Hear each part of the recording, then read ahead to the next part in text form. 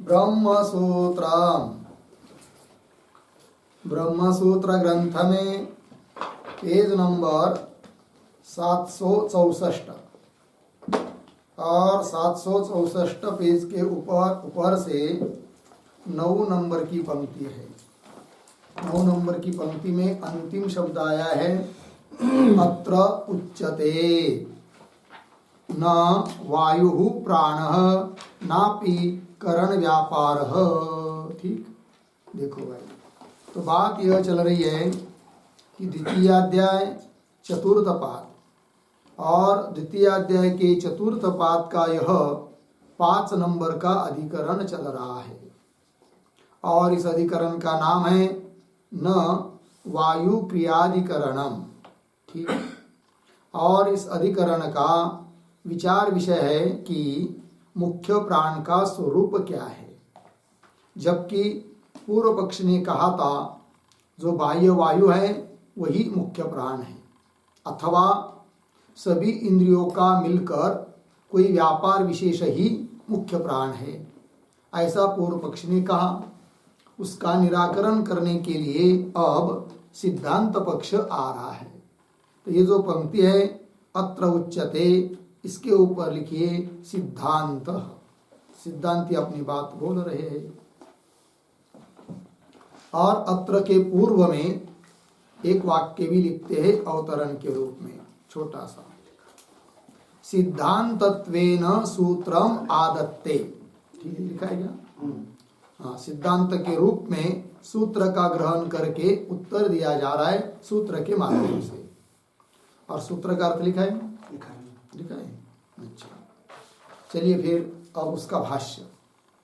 अत्र उच्यते क्या कि न वायु प्राण है कि नहीं? प्राण वायु न, प्राण क्या है? वायु है क्या? सिद्धांती कहते नहीं। अच्छा, फिर करण का व्यापार प्राण है क्या?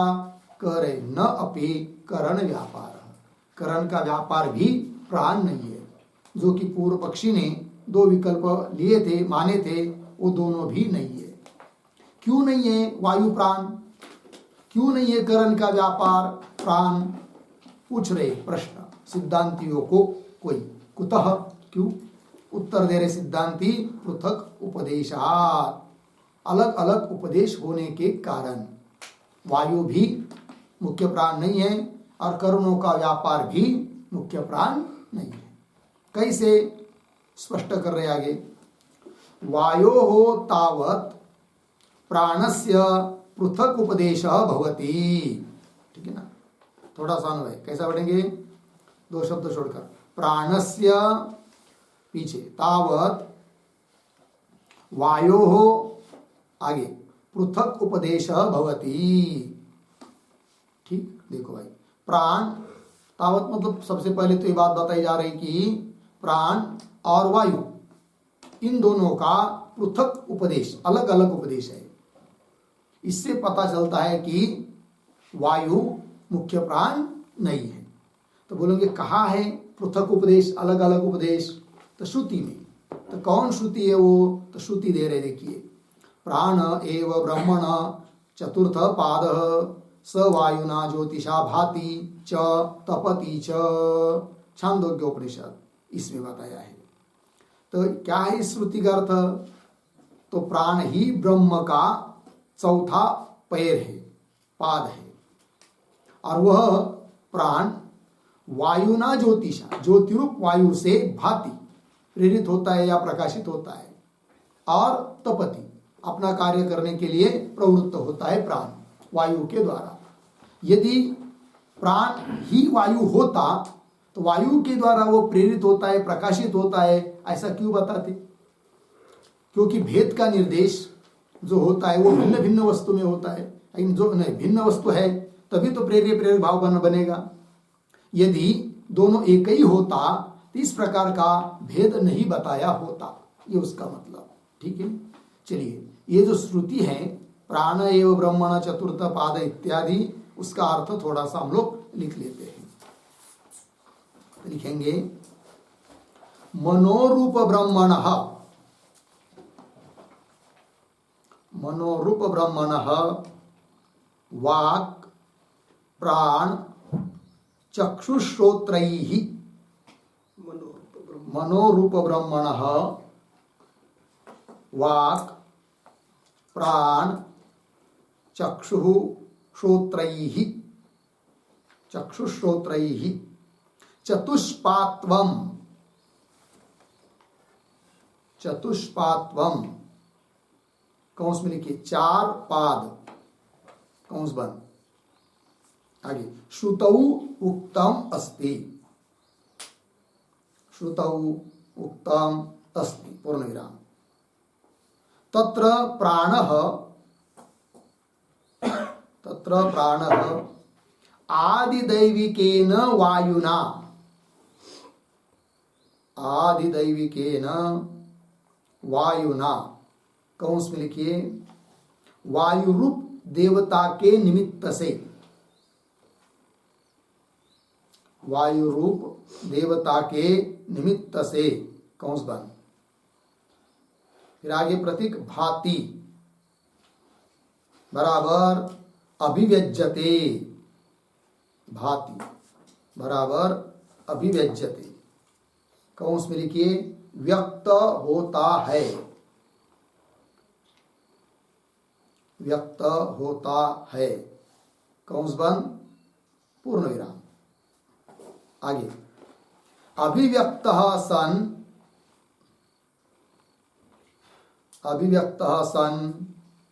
कौंस में लिखिए अभिव्यक्त होकर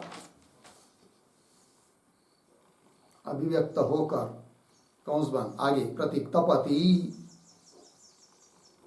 तपति बराबर कार्यक्षमः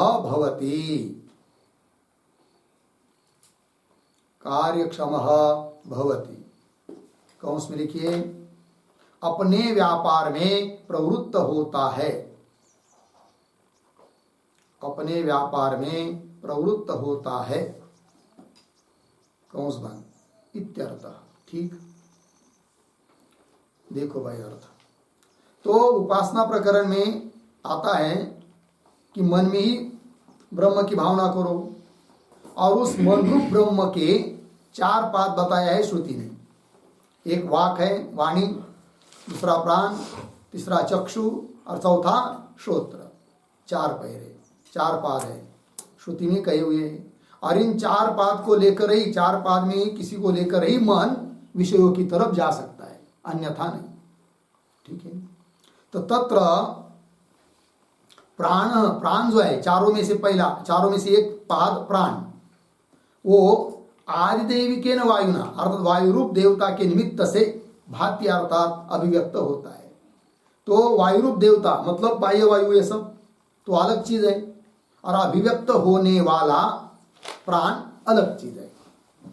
अच्छा और तपति मतलब अभिव्यक्त होकर तपति अर्थात कार्यक्षम भवति अर्थात अपने व्यापार में प्रवृत्त होता है।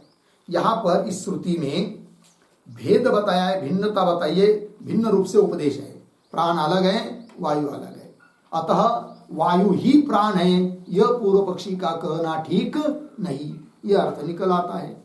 वही देखिए आगे इति आगे चलिए भाष्य में नहीं उसी को कह रहे नहीं वायु एव सन वायु पृथक उपदिश्यते नहीं कान्वय उपदिश्यते के साथ ही वायु एव सन प्राण वायु ही है रहेगा तो वायु ही होता हुआ प्राण वायु से पृथक उसका उपदेश नहीं हो सकता है। यदि पृथक उपदेश है तो जरूर वह प्राण वायु नहीं है, वायु से भिन्न है, यह अर्थ निकल आया। तो वायु एव सन वायु पृथक नहीं उपदिश्यते। ठीक है आगे चलिए तथा तो वायु ही प्राण है, इस बात का निराकरण कर दिया।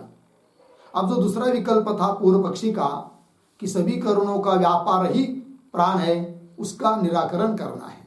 तथा करण वृत्ते अपि पृथक उपदेश भवति। ठीक है ना, ये जो तथा इत्यादि है, तथा के पहले एक वाक्य छोटा सा श्रुतिषु तत्र तत्र श्रुतिषु तत्र तत्र प्राणस्य प्राणस्य वागादीनां च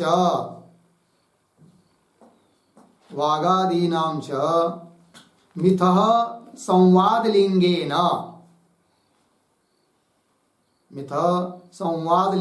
अर्धविराम पृथक उत्पत्तिलिंगेन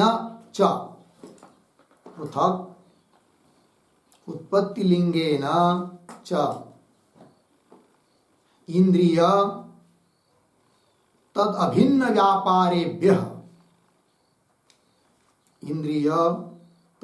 व्यापारेभ्यः अपि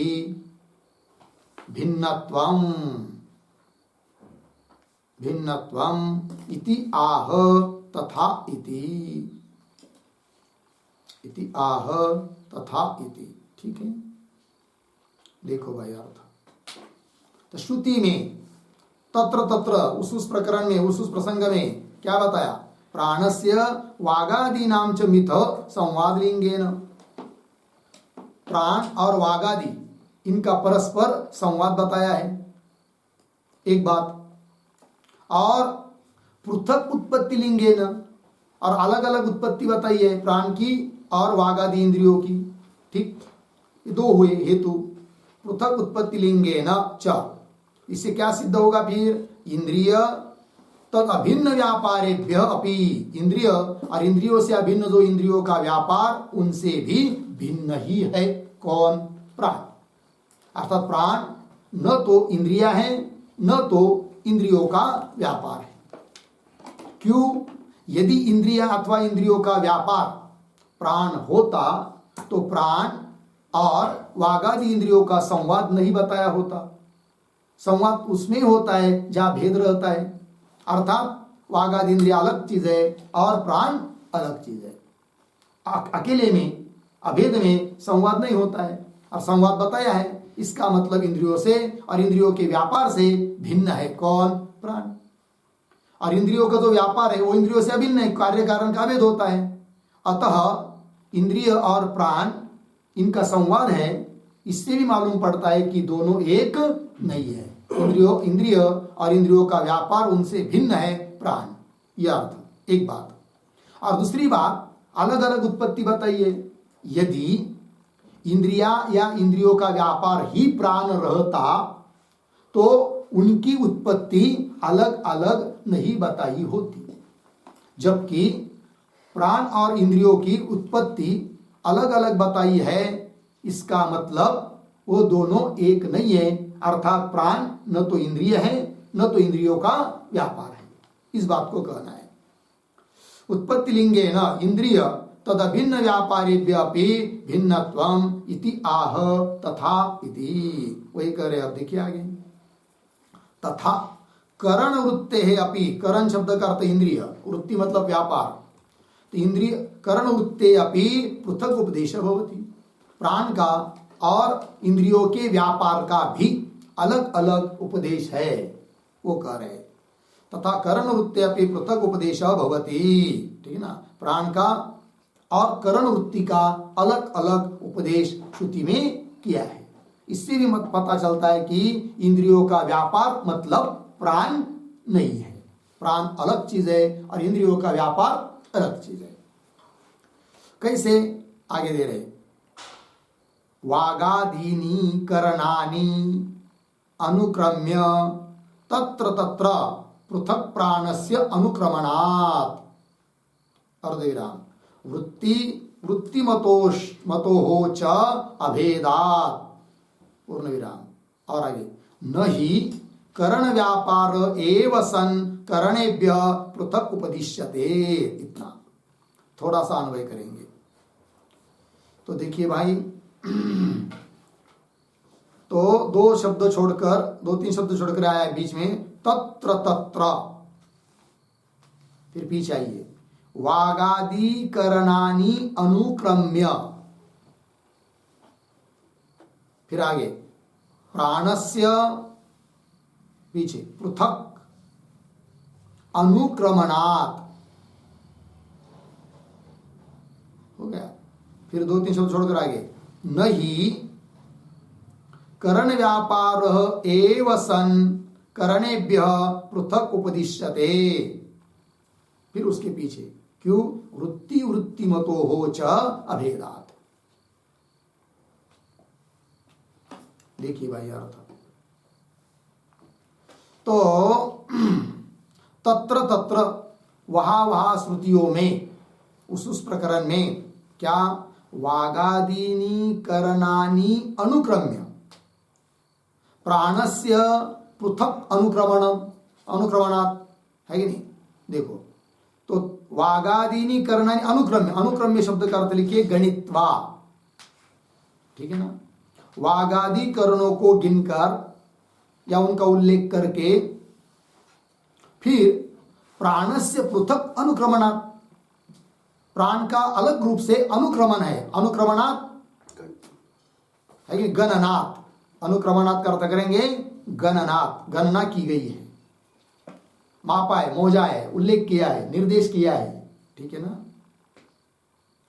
तो अब देखिए फिर यदि दोनों एक होता वागाधिकरण और प्राण, क्यों हुआ वागाधिकरणों का व्यापार और प्राण एक होता, वागाधिकरणों का जो व्यापार है वही प्राण होता तो अलग अलग गणना नहीं होती, जबकि अलग अलग गणना की है, ठीक है।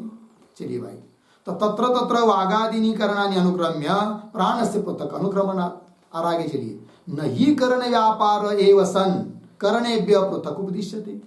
करण का व्यापार ही यदि प्राण रहता तो उस प्राण को करण से अतिरिक्त नहीं बताया होता। क्यों दोनों का अभेद होता है, कैसे बता रहे,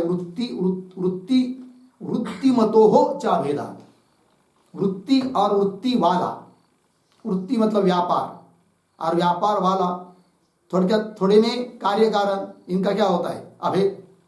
तो वृत्ति मत, वृत्ति वाले व्यापार वाले इंद्रिय और उनका व्यापार दोनों का क्या है अभेद। और करणों का इंद्रियों का व्यापार ही यदि प्राण रहता, इसका मतलब प्राण का और इंद्रियों का अभेद रहता, क्योंकि वृत्ति और वृत्ति मत का क्या होता है अभेद।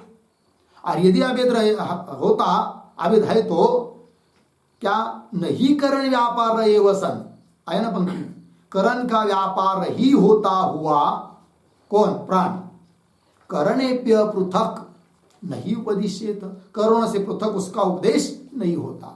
किसका, प्राण का। क्यों, यदि वो करण का व्यापार होता तब, क्योंकि करण का व्यापार और करण इन दोनों का क्या है अभेद, भेद नहीं है।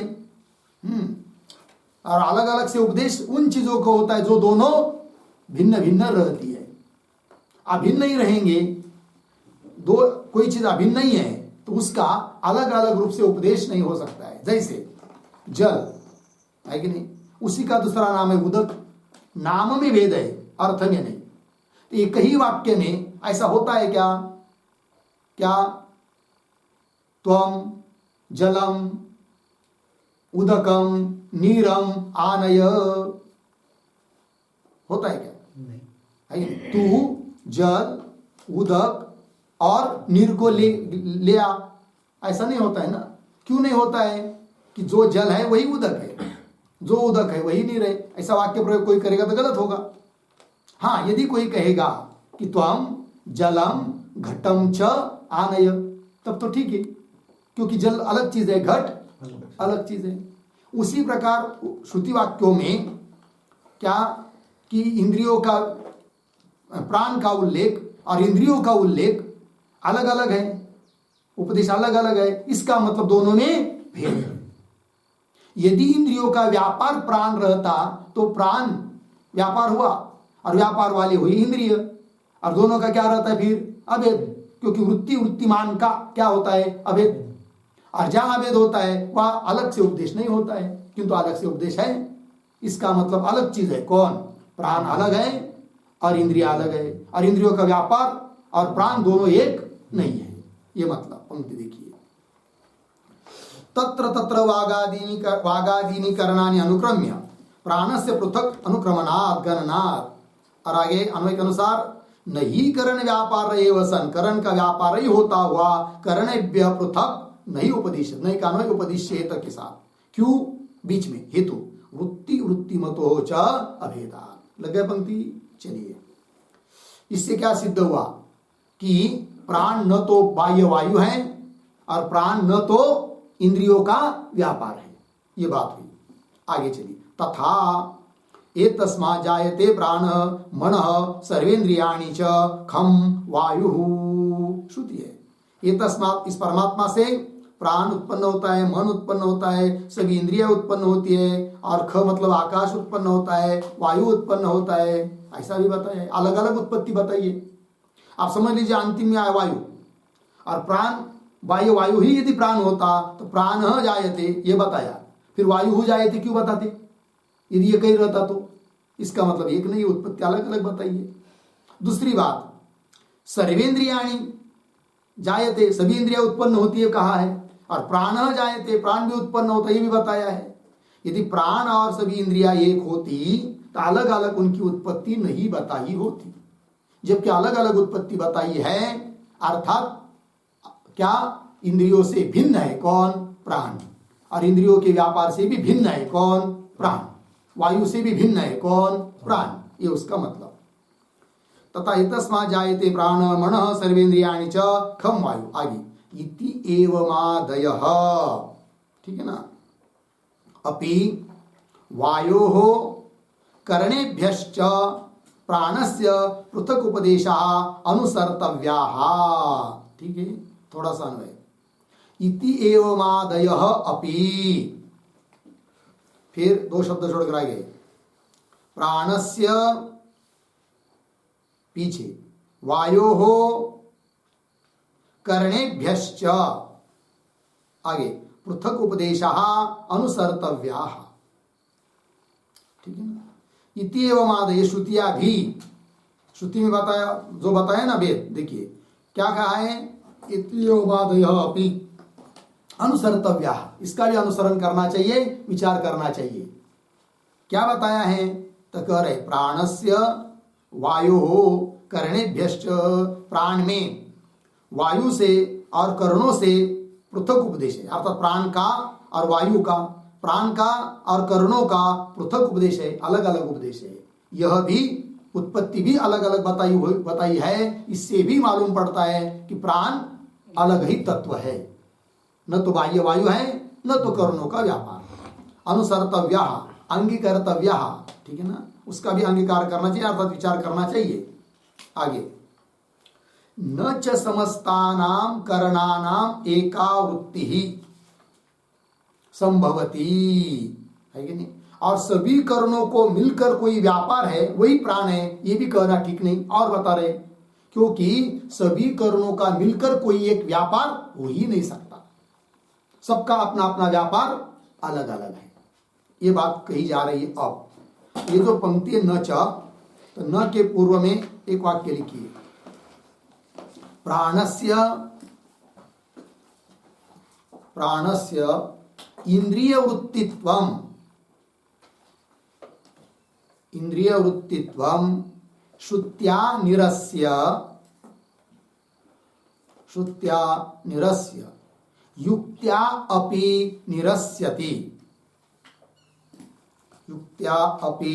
निरस्यति, न च इति। ठीक है, देखिए भाई, प्राणस्य इंद्रिय वृत्तित्वम, प्राण इंद्रियों का व्यापार है, यह बात श्रुति के आधार से निराकरण कर दी। निराकरण करके फिर अब युक्ति से निराकरण कर रहे हैं।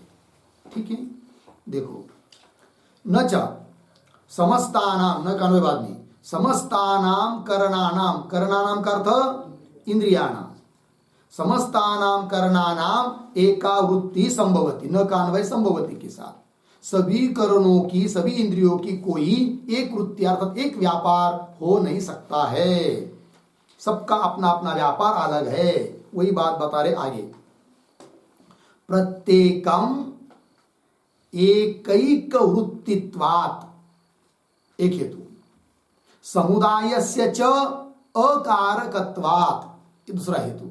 किस बात के लिए? कि सभी इंद्रियों का मिलकर कोई एक व्यापार हो नहीं सकता है, इस बात को बताने के लिए।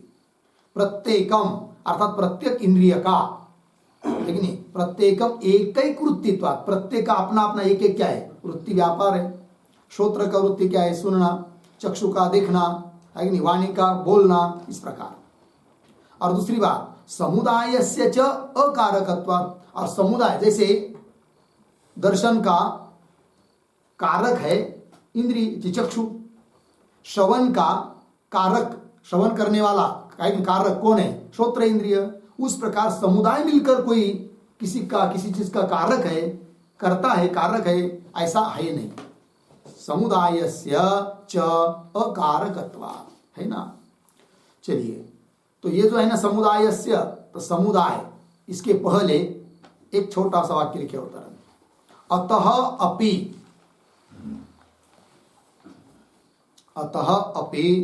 न करण वृत्ति ही प्राण, न करण वृत्ति प्राण इति आह समुदायस्य। ठीक है, इति आह समुदायस्य। अतः इस कारण से भी करोड़ों की वृत्ति, सभी करोड़ों का मिलकर व्यापार प्राण नहीं है। क्यों? समुदाय अकारक है, कारक है नहीं है, न कर्ता कारक है, न करण कर्म कारक है, न करण कारक है, कुछ भी नहीं है। कौन? समुदाय। ठीक। ये जो पंक्ति है ना, प्रत्येकम एक ही वृत्तित्वात् इत्यादि, उस पर एक टिप्पणी भी लिखते हैं छोटी सी। या वृत्ति ही कौंस में लिखिए व्यापार, कौंस बांध आगे, चक्षु साध्या, चक्षु साध्या अर्धविराम, सा एव न श्रोत्रादि साध्या, सा एव न श्रोत्रादि साध्या, यतो ही करणानाम कौंस में लिखिए इंद्रियाणाम, कौंस बंद, इंद्रियाणाम आगे, प्रत्येकम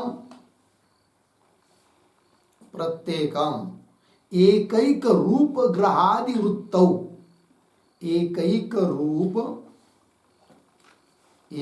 रूप ग्रहादि वृत्तौ एव हेतुत्वात् न प्राणः सामान्यकरण वृत्ति, न प्राणः सामान्यकरण वृत्ति इत्यर्थः। पूर्ण विराम। और एक वाक्य आगे, न च समुदायस्य वृत्ति संभवति, समुदायस्य वृत्ति संभवति, कौंस में लिखिए इंद्रिय समुदाय का व्यापार, इंद्रिय समुदाय का व्यापार नहीं हो सकता है, नहीं हो सकता है, कौंस बंद अर्धविराम, तस्य असत्वात् इत्यर्थः, तस्य असत्वात् इत्यर्थः। ठीक है, देखो भाई अर्थ। तो या वृत्ति मतलब जो व्यापार चक्षु से साध्य है, वह व्यापार न श्रोत्रादि साध्य, श्रोत्र से साध्य नहीं है। क्यों?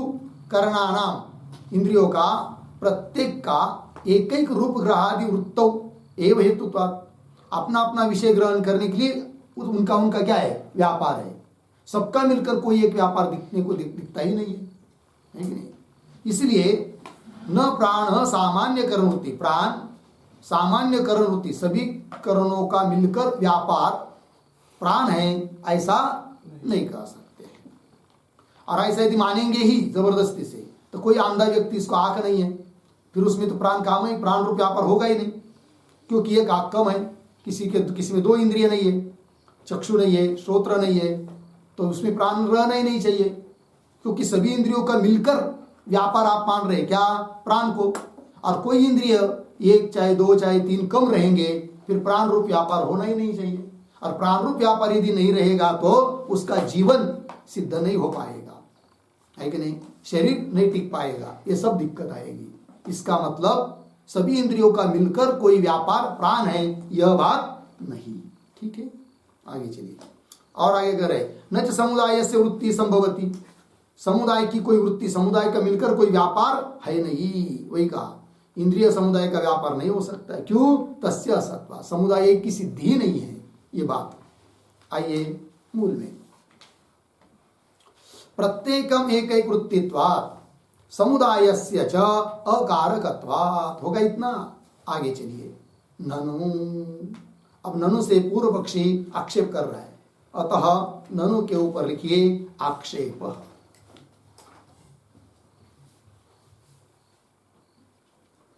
और ननु के पहले एक वाक्य भी लिखते हैं, छोटा सा अवतरण के रूप में। दृष्टांतेन,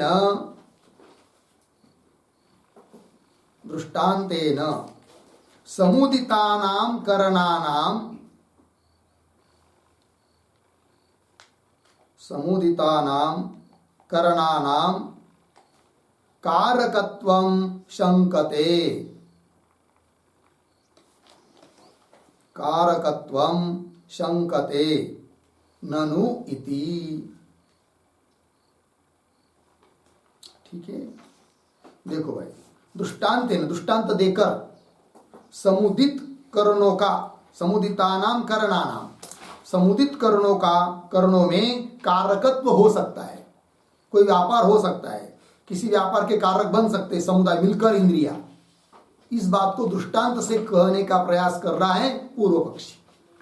क्या कहता है? ननु पंजर चालन न्यायेन एतद् भविष्यति। कौन कह रहा है? पूर्व पक्षी। पंजर चालन न्याय, पंजर चालन न्याय, वो क्या न्याय है वो दे रहे आगे, है कि नहीं? उस तरह से हो जाएगा। लेकिन वो पंजर चालन न्याय क्या है भाई, वो स्वयं बता रहे भगवान भाष्यकार। यथा एक पंजरवर्तिनः एकादश पक्षिणः प्रत्येकं प्रतिनियत व्यापाराः सन्तः संभूय एकम पंजरम चालयन्ति। ये दृष्टांत हुआ। दृष्टांत को समझ लीजिए, सरल है कि जिस प्रकार कोई पिंजरा हो, है कि नहीं, जिसमें बहुत सारे पक्षी अड़क बंद करके रखे हैं, है कि नहीं? क्या हुआ? जैसे तोता आदि हो, चाहे कोई चिड़िया आदि हो, बहुत सारे पक्षी है। जैसे समझ लीजिए सिद्धांत में एकादश इंद्रिया बताना है, तो उसके अनुसार दृष्टांत में भी एकादश इंद्रिया, एकादश पक्षी को ले लेंगे। तो किसी पिंजरे में एकादश पक्षी, 11 पक्षी है, और वो अपना अपना अलग अलग व्यापार कर रहे, कोई खा रहा है, कोई पी रहा है, कोई सो रहा है। तो भी जब सब एक साथ हिलने लगते हैं, तो उनके साथ साथ क्या होता है, पिंजरा भी हिलने लगता है। ये के व्यापार से पिंजरा हिलेगा नहीं, किंतु सब के मिलकर पिंजरा को उठाकर भाग भी जा सकते कदाचित, है कि नहीं? तो ये हो सकता है। तो समुदाय का जैसा एक व्यापार यहाँ पर दृष्टांत में मिल रहा है, उसी प्रकार सभी इंद्रियों का मिलकर जो व्यापार, उसको हम मानेंगे प्राण। ऐसा कहने का प्रयास कर रहा है पूर्व पक्षी। पंक्ति देखिए, यथा एक पंजर, पंजर पिंजरा, एक पंजरवर्तिन, एक पंजर में रहने वाले, एकादश पक्षिणः 11 पक्षियां, प्रत्येकम, प्रत्येक का प्रतिनियत व्यापारा संत, प्रत्येक का, हर एक का अपना अपना प्रतिनियत अलग अलग व्यापार होता हुआ भी, प्रतिनियत व्यापारा संत, तो भी संभूय, सब मिलकर एकम पंजरम चालयन्ति, एक उस पिंजरे को चलाते हिला देते हैं, है कि नहीं? दृष्टांत हुआ। अब सिद्धांत, एवं एक शरीरवर्तिनः एकादश प्राणाः प्रत्येकं प्रतिनियत वृत्तयः सन्तः संभूय एकां प्राणाख्यां वृत्तिं प्रतिलप्स्यन्ते इति। ठीक है ना? पूर्व पक्षी बोल रहा है, एवं एक शरीरवर्तिनः, एक एक शरीर में रहने वाले 11 प्राण, एकादश प्राणा, प्राणा करते यहाँ पर इंद्रिया, इंद्रियाणी, ठीक है ना? एकादश 11 इंद्रिया। 11 इंद्रिया कौन? 5 ज्ञानेन्द्रिय, 5 कर्मेंद्रिय और मन। एकादश प्राणा प्रत्येक शरीर में रह रहे और प्रत्येकम प्रतिनियत वृत्तयः संतः, प्रत्येक का प्रतिनियत अपना अपना निश्चित व्यापार करते हुए भी संभूय मिलकर एकाम प्राणाख्याम वृत्तिम प्रतिलप्स्यन्ते, एक प्राण नाम की वृत्ति को, प्राण नाम के व्यापार को प्राप्त हो सकते हैं। कौन कर रहा है? पूर्व पक्षी है कि नहीं? तो वही प्राण नाम की वृत्ति को, प्राण नाम के व्यापार को प्राप्त हो सकते हैं, है कि नहीं? और प्राण नाम का व्यापार क्या होता है जी? प्राणन मतलब क्या? जीव धारण, है कि नहीं? कि जीव धारण रूप व्यापार सब इंद्रियां मिलकर कर सकते हैं। कौन बोल रहा है? पूर्व पक्षी। वह प्रतिलप्स्यन्ते इति, यहां तक उत्तर दे रहे आगे सिद्धांती, न इति उच्यते। तो न इति उच्यते इसके ऊपर लिखिए समाधानम। तो सिद्धांती समाधान दे रहे हैं। तो देखिए भाई, न इति उच्यते कैसे? आगे युक्तम तत्र प्रत्येक वृत्तिभिः अवांतर व्यापारैः पंजर चालनानुरूपैः एव उपेताः पक्षिणः संभूय एकाम पंजरम चालयेयुः इति। क्यों? तथा दृष्टत्वात्। पहले दृष्टांत के बारे में बोल रहे सिद्धांती, फिर आगे कहेंगे इह तु सिद्धांत में। तो इतने को पहले समझ लीजिए, थोड़ा सा अन्वय भी करेंगे शुरू से। न इति उच्यते, उसके बाद एक शब्द छोड़कर तत्र प्रत्येक वृत्तिभिः, एक शब्द छोड़कर आके पंजर चालनानुरूपैः, पीछे अवांतर व्यापारैः, आगे उपेताः पक्षिणः, आगे सरल है, थोड़ा आगे जाएंगे, और पक्षिणः संभूय एकम पंजरम चालयेयुः इति। हो गया ना इतना?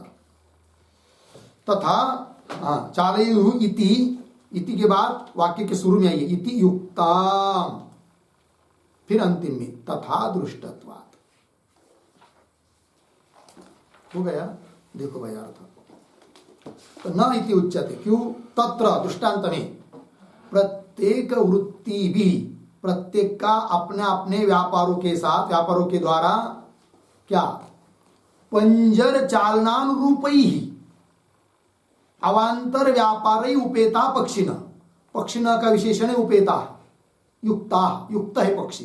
किससे युक्त है? तो अपने अपने व्यापार से भी युक्त है, और उसके साथ साथ पंजर चालनानुकूल अवांतर व्यापार से भी युक्त है। कौन? पक्षियां। पंक्ति देखिए, तत्र प्रत्येक वृत्तिभिः पंजर चालनानुरूपैः एव अवांतर व्यापारैः उपेताः पक्षिणः। प्रत्येक वृत्तियों के साथ पंजर चालनानुरूप ऐसे अवांतर व्यापारों से भी उपेताः युक्त है पक्षिणः। और ऐसे वो पक्षी संभूय मिलकर एकम पंजरम चालयेयुः, एक ऐसे पंजर को, पिंजरे को चालयेयुः अर्थात हिला देते हैं। ठीक है ना? यह बात इति युक्तम, ये युक्ति युक्त है। क्यों? तथा दृष्टत्वात्, वैसा देखने को मिलता है व्यवहार में, बराबर। किंतु सिद्धांत में क्या जी? इह तु, दार्ष्टान्त में तो इह तु श्रवणादि अवांतर व्यापारोपेताः प्राणाः न संभूय प्राण्युः इति युक्तम। क्यों? प्रमाणाभावात्। ठीक है ना? देखो भाई, न का अन्वय युक्तम के साथ, बाकी सब सरल है। और देखिए भाई, इह तु दार्ष्टान्त में तो श्रवणादि अवांतर व्यापारोपेताः प्राणाः, यहां पर प्राणा शब्द का अर्थ लिखिए इंद्रियाणि। तो श्रवणादि अवांतर व्यापारों से, अपने अपने अलग अलग व्यापारों से, बीच वाले व्यापार से, अपने व्यापार से युक्त है। कौन? इंद्रिया। तो श्रवण आदि, जैसे श्रवण का व्यापार है सुनना, चक्षु का देखना, इस प्रकार से श्रवणादि अवांतर व्यापारोपेता प्राणा इंद्रियाणि संभूय मिलकर प्राण्यु इति न युक्तम। प्राण्यु मतलब प्राणन रूप व्यापार करे। सभी इंद्रियां मिलकर प्राणन रूप व्यापार करे, अर्थात सभी इंद्रियां मिलकर कोई ऐसा व्यापार हो सके कि जिसको प्राण कहे, किंतु ऐसा नहीं है। वही कह रहे न प्राण्यु, अर्थात प्राणन व्यापार नहीं कर सकते हैं। प्राणाः संभूय प्राण्यु, प्राणन व्यापार करे इति न युक्त, यह युक्ति युक्त नहीं है। क्यों? ऐसा मानने के लिए कोई प्रमाण नहीं है। प्रमाणाभावात्, प्रमाण नहीं है। पक्षियों का तो देखने को मिलता है प्रत्यक्ष प्रमाण से, कोई बात नहीं, किंतु इस प्रकार यहां पर यदि कोई श्रुति आदि प्रमाण होता तब हम मानते, किंतु सभी इंद्रियों का मिलकर कोई व्यापार होता है, वही प्राण है, ऐसा कोई प्रमाण नहीं है। ठीक है। और हेतु दे रहे, क्यों नहीं हो सकता? सभी इंद्रियों का व्यापार ही प्राण क्यों नहीं होता है? और क्या कर रहे? अत्यंत विजातीयत्वाच्च श्रवणादिभ्य प्राणनस्य, कैसा पढ़ेंगे अनु भाई? च, एक शब्द छोड़कर आगे, प्राणनस्य पीछे, श्रवणादिभ्य और पीछे अत्यंत विजातीयत्वात्। देखो भाई, च और प्राणनस्य, प्राणनस्य मतलब प्राणन रूप व्यापार का, व्यापार में, और प्राणनस्य श्रवणादिभ्य अत्यंत विजातीयत्वात्, प्राणन व्यापार जो है वह, और वह कैसा है? श्रवणादिभ्य, श्रवणादि व्यापारों से वह प्राणन रूप व्यापार अत्यंत क्या है? विजाती है, भिन्न है। ठीक है ना? प्राणों का जो व्यापार है, प्राणनस्य जीव धारणस्य इत्यर्थ। तो प्राण क्या करते हैं? जीव को धारण करते हैं। तो जीव का धारण रूप जो प्राण का व्यापार है वह श्रवणादि व्यापार से अत्यंत क्या है? विजाती है, भिन्न है। श्रवणादि तो आपने अपने काम कर रहे, सुनने का, देखने का आदि आदि, है कि नहीं? और वो नहीं रहने पर भी प्राण रहता है और जीव का धारण होता है। अतः प्राणन रूप व्यापार अलग चीज है, और श्रवणादियों का, श्रोत्रादियों का व्यापार जो श्रवण वगैरह वो अलग चीज है। सभी श्रोत्रादि इंद्रियों का, सभी इंद्रियों का मिलकर कोई व्यापार प्राण हो, ऐसा नहीं है। च प्राणस्य श्रवणादिभ्य अत्यंत विजातीयत्वात्। ठीक है, इतनी बात हुई। आगे चलिए। तथा प्राणस्य श्रेष्ठत्वादि उद्घोषणम। अब क्या बता रहे भाई आगे? और ये जो पंक्ति है तथा, उसके पूर्व में एक वाक्य लिखिए अवतरण। किंच किंच प्राणस्य करणवृत्तित्वे, प्राणस्य करणवृत्तित्वे वागादीनाम एव प्राधान्यम वाच्यम अर्धविराम न एतत् अस्ति, न एतत् अस्ति इति आह तथा इति। देखो भाई अर्थ। किंच और क्या? प्राणस्य करण वृत्तित्व, समझ लीजिए पूर्व पक्षी के कहने के अनुसार थोड़ी देर के लिए मान लेंगे। क्या प्राण क्या चीज है? कर्णों का व्यापार। तब होगा क्या? तो वागादि नाम एवं प्राधान्यम वाच्यम, तो वागादि इंद्रिया ही क्या है? प्रधान है, श्रेष्ठ है, ऐसा कहना चाहिए था, क्योंकि उनका ही व्यापार क्या है? प्राण। किंतु ऐसा तो बताया नहीं है। आप ही तो श्रेष्ठादि, श्रेष्ठत्व बताया किसमें? प्राण में। वो तो नहीं बताना चाहिए था, इंद्रियों में ही बताना चाहिए था, वागादियों में, क्योंकि आप तो वागादि इंद्रियों का ही व्यापार मान रहे, क्या? प्राण। तो वागादि इंद्रियों में श्रेष्ठत्वादि होना चाहिए था, प्राण में नहीं।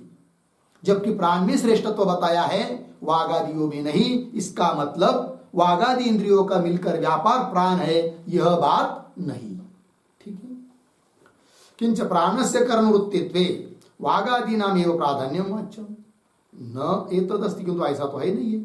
वही बात करे तथा इत्यादि पंक्ति से। तो पंक्ति देखिए, तथा प्राणस्य श्रेष्ठत्वादि उद्घोषणम अर्धविराम और आगे गुण भाव उपगमः च तम प्रति वागादीनाम अर्धविराम आगे न करण वृत्ति मात्रे प्राणे अवकल्पते। ठीक है, थोड़ा अन्वय कर लीजिए भाई। उद्घोषणम तक तो सरल ही है। तथा प्राण से श्रेष्ठत्वादि उद्घोषणम यहां तक आए। फिर एक शब्द छोड़कर च तम प्रति वागादीनाम, फिर पीछे आइए गुण भाव उपगम।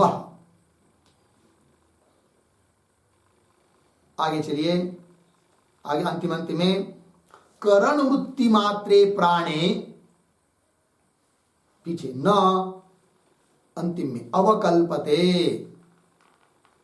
ठीक है, तो अंतिम का जो वाक्य है करण वृत्ति मात्रे प्राणे न अवकल्पते। करण की वृत्ति, करण का व्यापार, इंद्रियों का व्यापार ही प्राण है, ऐसा यदि मानेंगे तो यह बात संभव नहीं है। न अवकल्पते, कौन बात?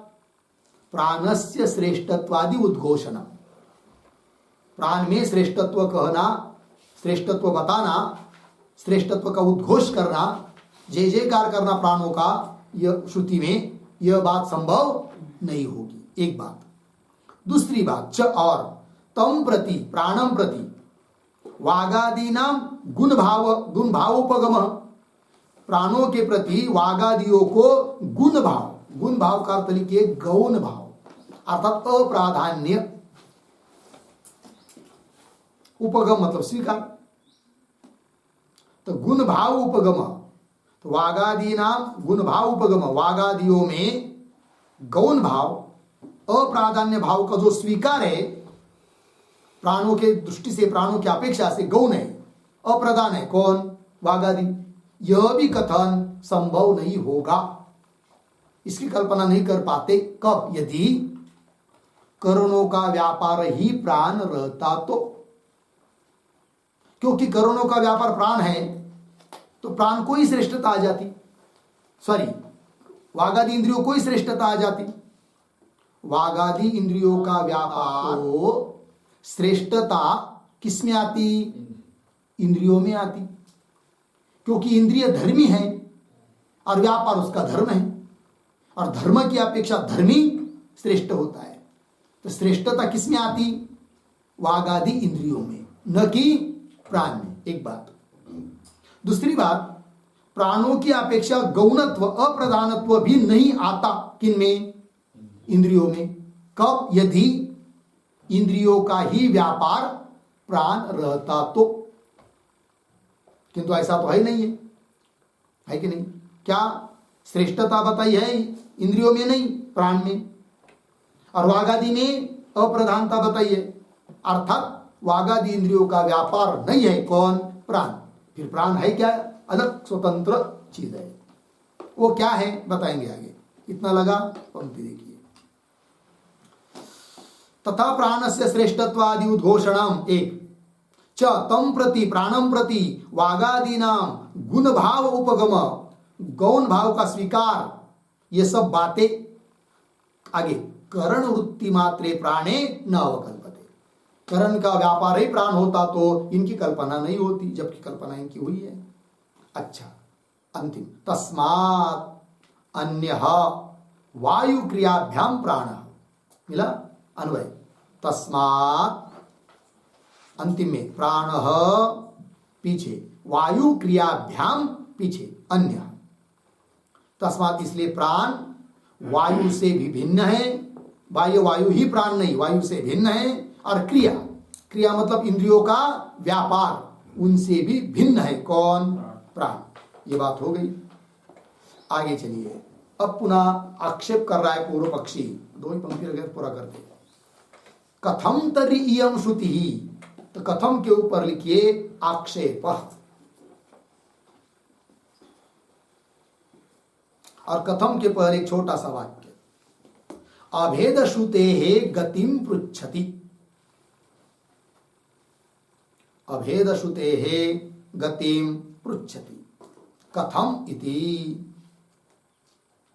ठीक है, देखो भाई, अब पूर्व पक्षी आक्षेप कर रहा है क्या, कि पूर्व पक्षी कहता है सिद्धांतियों को, हे सिद्धांती, यदि प्राण वायु नहीं है, भाई वायु ही प्राण, ऐसी बात नहीं है, और इंद्रियों का व्यापार ही प्राण, ये भी नहीं मान रहे हो तुम, यदि ऐसा है तो कुछ श्रुति ऐसी भी है कि जिसमें प्राण और वायु का अभेद बताया है, फिर वो क्यों बताया, वायु ही प्राण नहीं है तो, वही कह रहा है पूर्व पक्षी, कथम तरी इयम श्रुति, इस श्रुति की संगति कैसी लगाओगे, कौन श्रुति दे रहे, यह प्राण स वायु, जो प्राण है वही वायु है, दोनों का अभेद बताया है, इसकी संगति कैसे लगाओगे, प्रश्न पूछा, इति उत्तर दे रहे, उच्चते, है कि नहीं, उच्चते के ऊपर लिखिए समाधानम।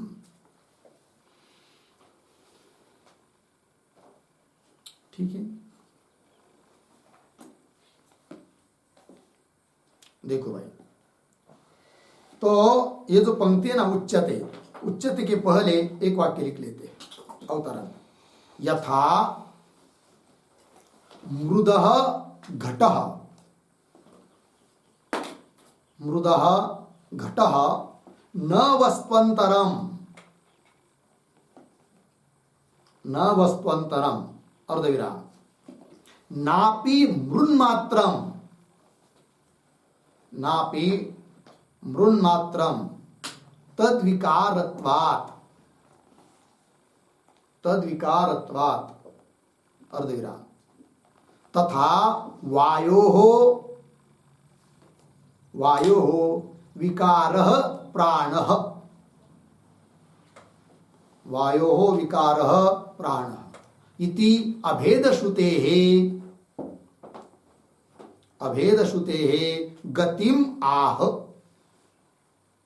उच्चते इति। ठीक है, देखो भाई, सिद्धांति कहते यथा, जिस प्रकार मृदः घटः न वस्त्वन्तरम, ठीक है ना, मृदः मिट्टी से, घट न वस्त्वन्तरम, मिट्टी से भिन्न ही कोई वस्तु घट है क्या, नहीं, क्योंकि मिट्टी कारण है और घट कार्य है, अतः अत्यंत भिन्न वस्तु है मिट्टी से घट, ये नहीं कह सकते। ठीक है, जैसे जल से भिन्न है कौन, वायु या पृथ्वी, उस प्रकार भिन्न तत्व नहीं है, अत्यंत भिन्न नहीं है। मृदा घट न वस्तुअंतरम, अच्छा, फिर यदि भिन्न वस्तु नहीं है मिट्टी से घट, तो घट क्या है, मिट्टी ही है ऐसा मानो, तब कह रहे वो भी नहीं कह सकते। नापि मृन मात्रम, घट मतलब मिट्टी ही है ये भी नहीं कह सकते, क्योंकि दोनों का कार्य अलग है, घट में पानी भर सकते हैं, मिट्टी में नहीं।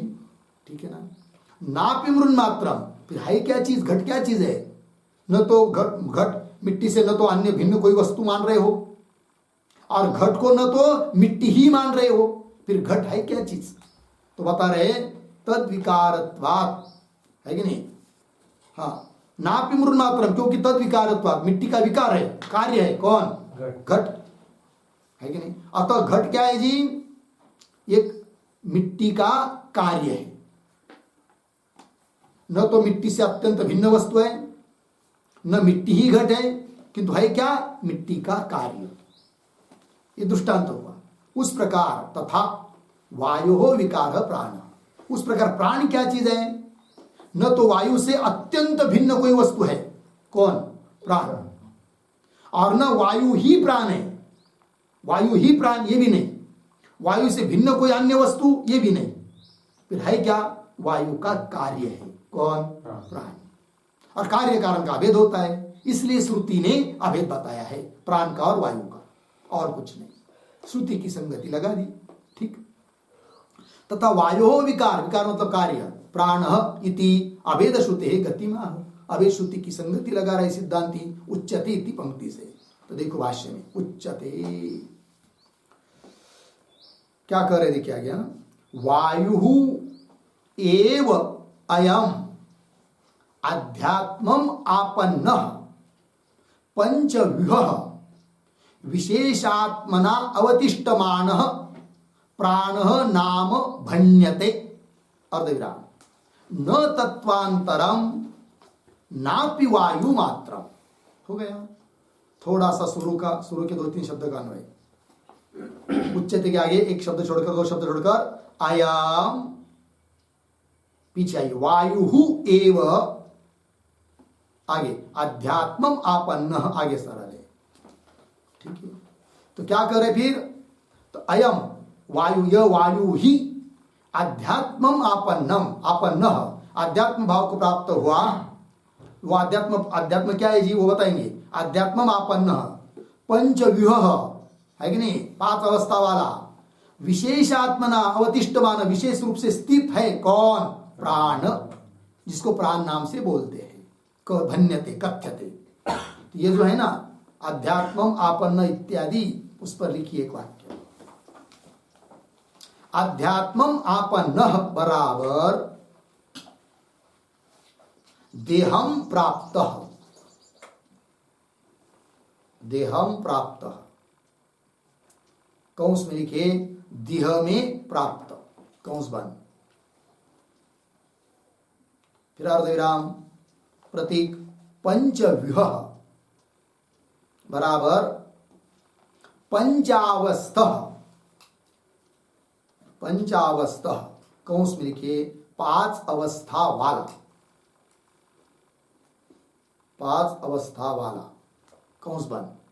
आगे विकारात्मना स्थितः, विकारात्मना स्थितः वायु एव प्राणः इत्यर्थः, वायु एव प्राणः इत्यर्थः। ठीक, देखो भाई अर्थ। तो क्या है वायु, प्राण क्या है बता रहे, अयम वायु एव, ये वायु ही प्राण है। किंतु कैसा? मिट्टी ही घट है, किंतु कैसी मिट्टी? विशिष्ट आकार को प्राप्त हुई मिट्टी घट है। उस प्रकार केवल मिट्टी ही कुछ आकार प्रकार कुछ भी नहीं बदल, जो मिट्टी जिसको मिट्टी कहते वही घट, ऐसी नहीं। मिट्टी घट है, ये भी बात ठीक है, किंतु कौन सी मिट्टी घट है? विशिष्ट आकार को, कार्य भाव को प्राप्त हुई मिट्टी घट है।